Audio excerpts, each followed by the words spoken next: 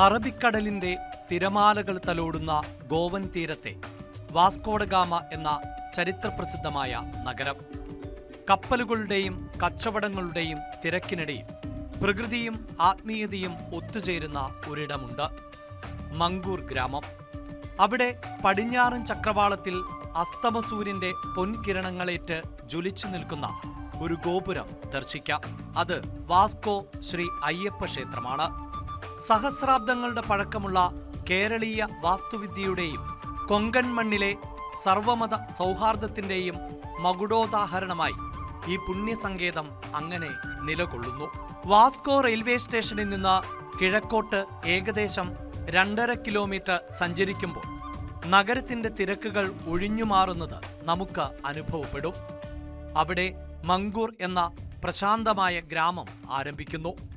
ഡബോളിം വിമാനത്താവളത്തിൽ നിന്ന് കേവലം 3 കിലോമീറ്റർ മാത്രം അകലെയുള്ള ഈ പ്രദേശം ഗോവയുടെ ആധുനികതയും ഗ്രാമീണതയും സന്ധിക്കുന്ന ഇടമാണ്. ദൂരത്ത് നിന്ന് തന്നെ കേൾക്കുന്ന ശരണമന്ത്രങ്ങളും തന്ത്രിമുഖങ്ങളിൽ നിന്നുള്ള മന്ത്രോച്ചാരണങ്ങളും ഭക്തനെ മറ്റൊരു ലോകത്തേക്ക് ആനയിക്കുന്നു. പടിഞ്ഞാറ് ദർശനമായി നിൽക്കുന്ന ഈ ക്ഷേത്രത്തിന്റെ ഓരോ ശിലയിലും ദൈവീകതയുടെ സ്പർശമുണ്ട്. സമുദ്രനിരപ്പിൽ നിന്നുള്ള ലവണാംശമുള്ള കാറ്റും പച്ചപ്പും നിറഞ്ഞ ഈ പ്രദേശം ഒരു തപോവനം പോലെ ശാന്തമാണ്. ഗോവയുടെ ചരിത്രത്തിൽ കേരളീയ സംസ്കാരത്തിന് വലിയ സ്ഥാനമുണ്ട്. വിദേശാധിപത്യത്തിന്റെ നീണ്ട കാലഘട്ടത്തിന് ശേഷം ഗോവ സ്വതന്ത്രമായപ്പോൾ ഉപജീവനത്തിനായി കേരളത്തിൽ നിന്നും ഇതര ദക്ഷിണേന്ത്യൻ സംസ്ഥാനങ്ങളിൽ നിന്നും എത്തിയ ജനത തങ്ങളുടെ സാംസ്കാരിക സ്വത്വം നിലനിർത്താൻ ആഗ്രഹിച്ചു. 1970കളിൽ വാസ്കോയിൽ രൂപം കൊണ്ട അയ്യപ്പ സേവാ സമിതിയുടെ കഠിന പ്രയത്നത്തിന്റെ ഫലമാണ് ഇന്നത്തെ ഈ ക്ഷേത്രം. കലിയുഗവരതനായ ധർമ്മശാസ്താവിൻ്റെ ഭക്തജനങ്ങൾ എല്ലാവരും കൂടി ഒത്തുചേരുന്ന ഒരു സംഗമ ഭൂമിയാണ് ഈ വാസ്കോ അയ്യപ്പ ക്ഷേത്രം. വളരെ വർഷങ്ങൾക്ക് മുമ്പ് ഇവിടെ ഭക്തജനങ്ങൾ എല്ലാവരും കൂടി ഭജന മഠം എന്നുള്ള രീതിയിൽ ആരംഭിച്ച ഒരു കൂട്ടുകൂടൽ അത് പിന്നീട് കാലാന്തരത്തിൽ ക്ഷേത്രമായി പരിണമിക്കുകയാണ് ഉണ്ടായത്. 1981 ജനുവരി 18 തീയതിയാണ് ക്ഷേത്രം ഔദ്യോഗികമായി പ്രതിഷ്ഠിക്കപ്പെട്ടത്. ഗോവയിലെ ആദ്യത്തെ അയ്യപ്പ ക്ഷേത്രം എന്ന ഖ്യാതി ഇതിനുണ്ട്. അക്കാലത്ത് ഗോവയിലെ മലയാളികൾക്ക് തങ്ങളുടെ വിശ്വാസങ്ങൾ ആചരിക്കാൻ ഒരു പൊതു ഇടം ആവശ്യമായിരുന്നു. മങ്കൂർ ഗ്രാമത്തിലെ നിവാസികളുടെയും പ്രത്യേകിച്ച് ഇതര മതസ്ഥരുടെയും പൂർണ്ണമായ സഹകരണത്തോടെയാണ് ഈ ക്ഷേത്രം ഉയർന്നു വന്നത്. ഹിന്ദു, ക്രിസ്ത്യൻ, മുസ്ലിം വിഭാഗങ്ങൾ ഐക്യത്തോടെ വസിക്കുന്ന ഈ പ്രദേശം ഇന്നും കേരളത്തിലെ ശബരിമലയെ പോലെ തന്നെ മതസൗഹാർദ്ദത്തിന്റെ വിളനിലമായി തുടരുന്നു. വാസ്കോ അയ്യപ്പ ക്ഷേത്രത്തിന്റെ വാസ്തുവിദ്യാ വൈഭവത്തിൽ കേരളീയ തച്ചുശാസ്ത്ര വിധികളിൽ അധിഷ്ഠിതമായ നിർമ്മാണ ശൈലിയാണ് ഏറ്റവും ശ്രദ്ധേയമായി അനുഭവപ്പെടുന്നത്. ഈ പുണ്യസങ്കേതത്തിന്റെ ഹൃദയഭാഗമായ ശ്രീകോവിൽ അഷ്ടകോൺ ആകൃതിയിലാണ് രൂപകൽപ്പന ചെയ്തിരിക്കുന്നത്. ഹൈന്ദവ സങ്കല്പം അനുസരിച്ച് 8 ദിശകളെയും കാത്തുരക്ഷിക്കുന്ന അഷ്ടദിക്പാലകരുടെ സാന്നിധ്യം ഈ 8 കോണുകളിലും കുടികൊള്ളുന്നു എന്നാണ് വിശ്വാസം.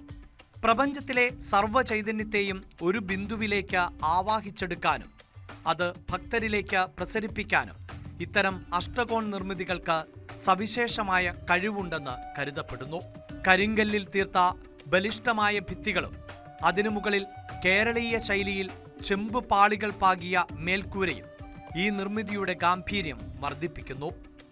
ഗോവൻ തീരത്തെ കഠിനമായ വർഷപാതത്തെയും ഉഷ്ണത്തെയും ഒരുപോലെ പ്രതിരോധിക്കാൻ പാകത്തിലാണ് ഈ കരിങ്കൽ ചെമ്പ് സങ്കലനം ഉപയോഗിച്ചിട്ടുള്ളത്.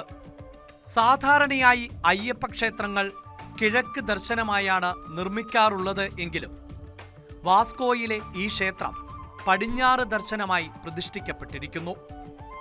ഇത് ഒരു അപൂർവതയാണ്. പടിഞ്ഞാറൻ ചക്രവാളത്തിലേക്ക് നോക്കി നിൽക്കുന്ന ഭഗവാന്റെ ഈ സങ്കല്പം ഭക്തരിലുള്ള അഹന്തയെ ഇല്ലായ്മ ചെയ്യാനും പ്രകൃതിയുടെ മാറ്റങ്ങളെ വിവേകത്തോടെ ഉൾക്കൊള്ളാനും അവരെ പ്രാപ്തരാക്കുന്നു. അസ്തമയ സൂര്യന്റെ കിരണങ്ങൾ വിഗ്രഹത്തിൽ സ്പർശിക്കുന്ന വേളയിൽ ക്ഷേത്രമുറ്റത്ത് അനുഭവപ്പെടുന്ന തേജസ് വർണ്ണനാതീതമാണ്. ശ്രീകോവിലിന് നേർമുന്നിലായി സ്ഥിതി ചെയ്യുന്ന നമസ്കാര മണ്ഡപം തടിയിലും കല്ലിലുമുള്ള മനോഹരമായ കൊത്തുപണികളാൽ സമ്പന്നമാണ്. ഓരോ തൂണുകളിലും കൊത്തിവെച്ചിട്ടുള്ള രൂപങ്ങളും മേൽക്കൂരയിലെ അലങ്കാരപ്പണികളും പുരാതന കേരളീയ ശില്പകലയുടെ നേർക്കാഴ്ചയാണ്. പ്രാർത്ഥനയ്ക്കായി ഭക്തർ ഈ മണ്ഡപത്തിന് സമീപം എത്തുമ്പോൾ വാസ്തുവിദ്യയുടെ ഈ പൂർണ്ണത അവരിൽ ഭക്തിയും ആത്മശാന്തിയും ഒരുപോലെ നിറയ്ക്കുന്നു.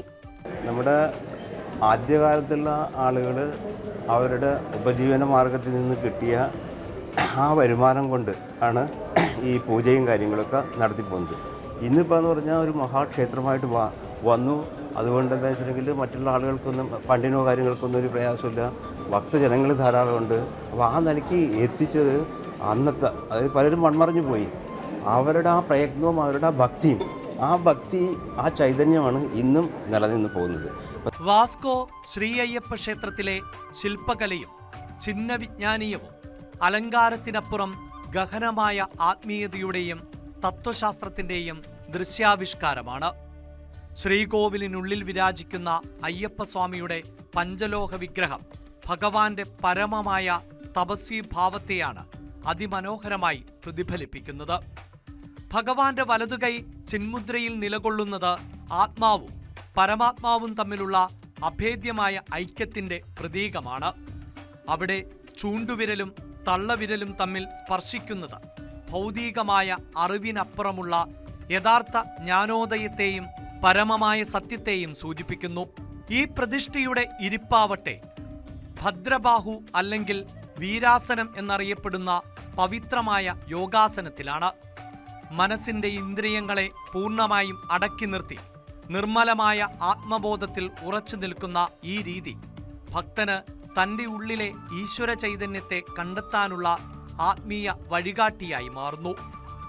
സ്വർണം, വെള്ളി, ചെമ്പ്, ഇരുമ്പ്, ഈയം എന്നീ 5 ലോഹങ്ങളുടെ കൃത്യമായ അളവിലുള്ള സംയോജനമായ പഞ്ചലോഹം വിഗ്രഹ നിർമ്മാണത്തിനായി ഉപയോഗിച്ചിരിക്കുന്നത് ഭൗതികമായ ഊർജത്തെയും മന്ത്രധ്വനികളുടെ പ്രതിഫലനങ്ങളെയും ഭക്തരിലേക്ക് പ്രസരിപ്പിക്കാനുള്ള അതിൻ്റെ അദ്വിതീയമായ ശേഷി മുൻനിർത്തിയാണ്.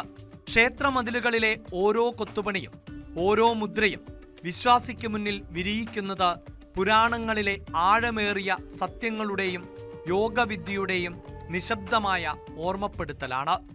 ശ്രീകോവിലിനുള്ളിൽ വിരാജിക്കുന്ന അയ്യപ്പസ്വാമി അയോധ്യാവാസിയായി സങ്കല്പിക്കപ്പെടുന്നു. ബ്രഹ്മശ്രീ പുഷ്പേട്ടില്ലത്ത് വാസുദേവൻ ആദിത്യൻ നമ്പൂതിരി എന്ന തന്ത്രിമുഖ്യന്റെ കാർമ്മികത്വത്തിലാണ് ഈ ക്ഷേത്രത്തിലെ പ്രതിഷ്ഠകൾ നടന്നത്. കേരളത്തിലെ ഏറ്റവും പ്രശസ്തമായ തന്ത്രി കുടുംബങ്ങളിൽ ഒന്നായ പുഷ്പേട്ട് ഇല്ലത്തിന്റെ സാന്നിധ്യം ഈ ക്ഷേത്രത്തിന്റെ ആചാരനിഷ്ഠകൾക്ക് വലിയ ആധികാരികത നൽകുന്നു. നമ്മളൊരു മഹാക്ഷേത്രമായപ്പോൾ നമുക്ക് ആണെന്ന രീതിയിൽ ഒരു ഗോപുരത്തിൻ്റെ ആവശ്യകത എല്ലാവരും പറയുകയുണ്ടായി. ആ കാലങ്ങളിൽ ആ സമയത്ത് നമ്മുടെ പേട്ടനായിട്ടിരുന്നത് രക്ഷാധികാരിയായിട്ടിരുന്ന നമ്മുടെ ഗോവയിലെ ആദ്യത്തെ വനിതാ മുഖ്യമന്ത്രിയായിരുന്ന ശ്രീമതി ശശികല കക്കോട് മാഡമായിരുന്നു. അവർ പറഞ്ഞു ഞാൻ ചെയ്യാം. അത് അവരുടെ ഇത് സംഭാവനയായിട്ടാണ് 2016 ജൂൺ 26 ഈ ഗോപുരം ഏകദേശം 46 ലക്ഷത്തോളം മുടക്കി അന്ന് സമർപ്പണം ചെയ്യുകയുണ്ടായി.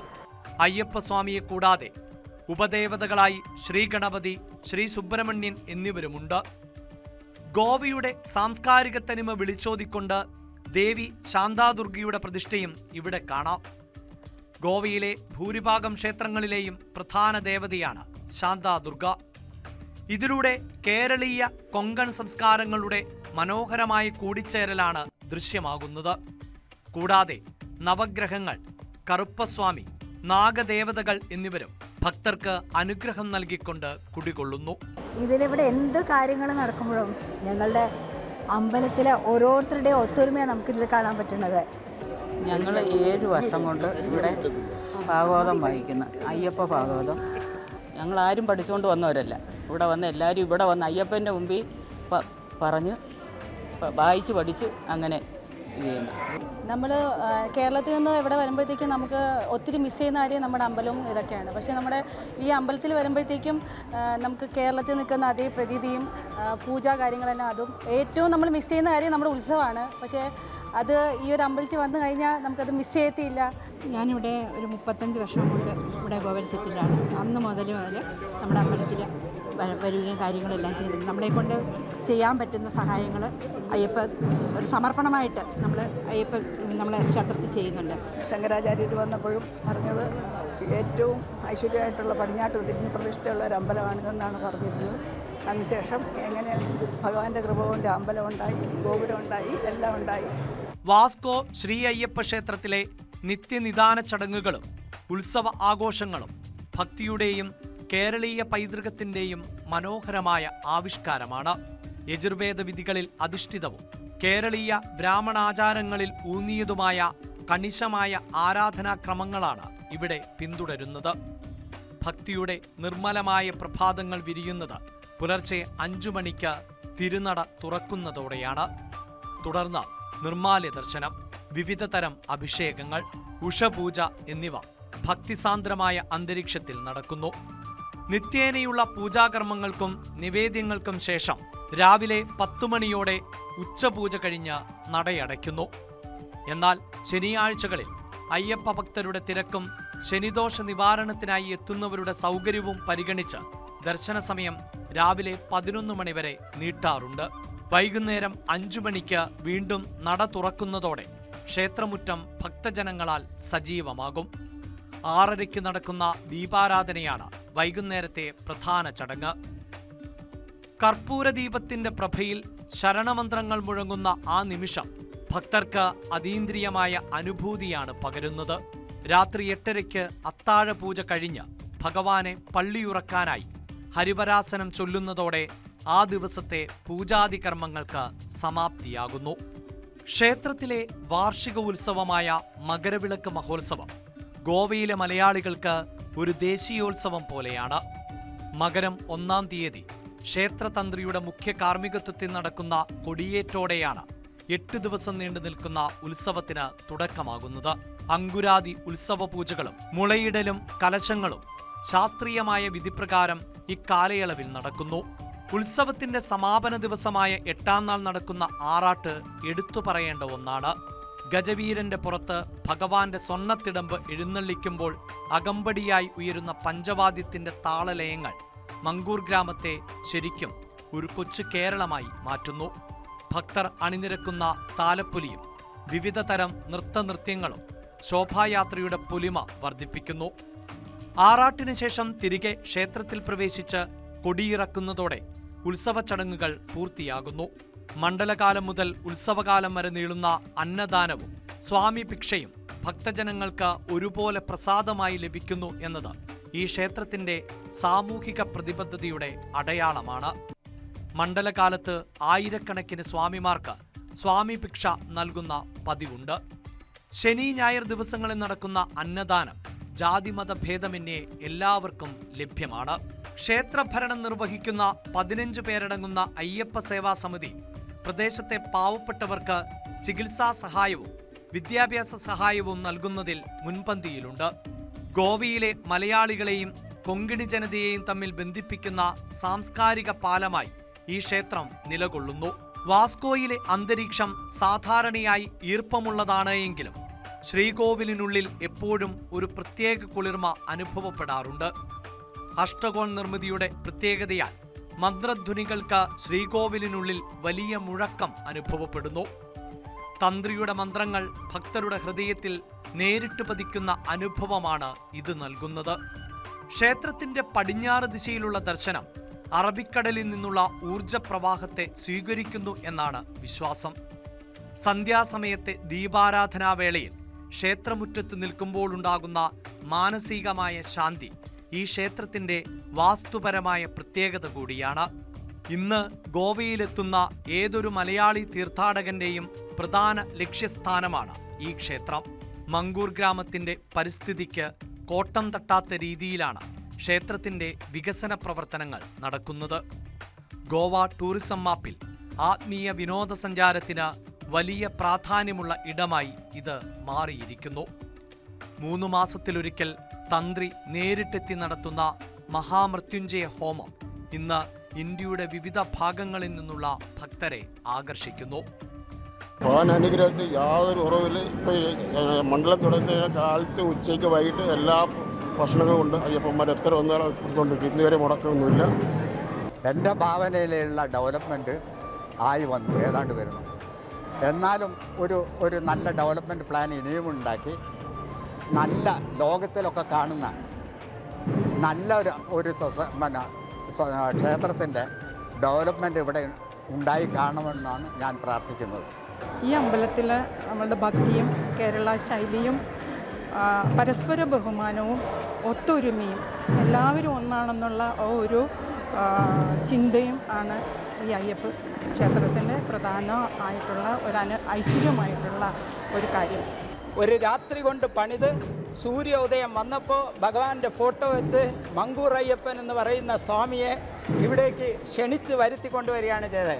പിന്നെ ബാക്കിയുള്ള ഓരോ ദിവസവും അയ്യപ്പസ്വാമി ഇവിടെ ഉണ്ട് എന്നുള്ളത് കാണിക്കാൻ ഇവിടെയുള്ള എല്ലാ ജീവജാലങ്ങൾക്കും, മനുഷ്യന് മാത്രമല്ല എല്ലാ ജീവജാലങ്ങൾക്കും അയ്യപ്പ ചൈതന്യം പകർന്നു കൊടുത്ത് ഇവിടുത്തെ ദീപം, പ്രശോഭിതമായ ദീപം, മകരജ്യോതി ഒരിക്കലേ കാണുള്ളൂ. നമ്മുടെ മങ്കൂർ അയ്യപ്പസ്വാമി ദിവസവും ജ്യോതി തെളിയിപ്പിക്കും. മാറുന്ന കാലത്തിനനുസരിച്ച് നഗരങ്ങൾ വളരുമ്പോഴും വാസ്കോ ശ്രീ അയ്യപ്പ ക്ഷേത്രം അതിൻ്റെ തനിമ കൈവിടാതെ സംരക്ഷിക്കപ്പെടുന്നു. ഭക്തിയും കലയും വാസ്തുവിദ്യയും ഒത്തുചേരുന്ന ഈ പുണ്യകേന്ദ്രം ഗോവയുടെ സാംസ്കാരിക ഭൂപടത്തിലെ തിളങ്ങുന്ന നക്ഷത്രമാണ്. മങ്കൂർ കുന്നിലെ ഈ ശരണസങ്കേതം വരും തലമുറകൾക്ക് ശാന്തിയുടെയും ഐക്യത്തിൻ്റെയും സന്ദേശം നൽകിക്കൊണ്ട് ഇനിയും യുഗങ്ങളോളം നിലനിൽക്കും.